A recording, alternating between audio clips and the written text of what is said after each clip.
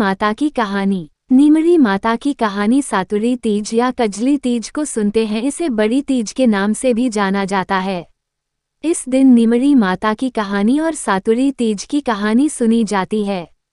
यहाँ दो नीमड़ी माता की कहानी दी गई है जिनको व्रत के दिन सुना जाता है और व्रत पूर्ण किया जाता है। आप इनमें से कोई भी नीमड़ी माता की कहानी व्रत के दिन सुन सकते हैं। तो आइए जानते हैं नीमड़ी माता की कहानी। एक सास और बहू थी।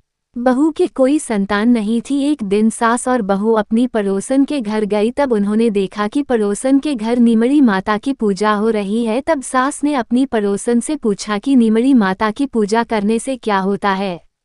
पड़ोसन ने कहा कि नीमड़ी माता की पूजा और व्रत के दिन नीमड़ी माता की कहानी सुनने से मनुष्य की सभी इच्छाएं पूरी होती है। तब सास ने कहा कि यदि मेरी बहू गर्भवती हो जाएगी तो मैं नीमड़ी माता को 1.25 सेर का पिंड चाऊंगी और भादुरी तीज का व्रत करूंगी। कुछ दिनों के बाद बहू गर्भवती हो गई। तब उसके सास ने कहा कि यदि मेरी बहू के लड़का हो जाए तो मैं 5.25 सेर का पिंडा चाऊंगी। तब उसकी बहू ने एक सुंदर बालक को जन्म दिया। जब अगले साल तीज आई तो सास ने पुनः कह दिया कि जब इसका विवाह हो जाएगा तब 1.25 मन का पिंडा चढ़ाऊंगी। कुछ दिनों बाद उस लड़के का विवाह भी हो गया। जब तीज का त्योहार आया तो सास बहू दोनों अपनी नई बहू को लेकर नीमड़ी माता की पूजा करने गई। सब लोगों ने तो पूजा कर ली, लेकिन जब ये दोनों पूजा करने लगी तो नीमड़ी माता दूर की खिसक गई।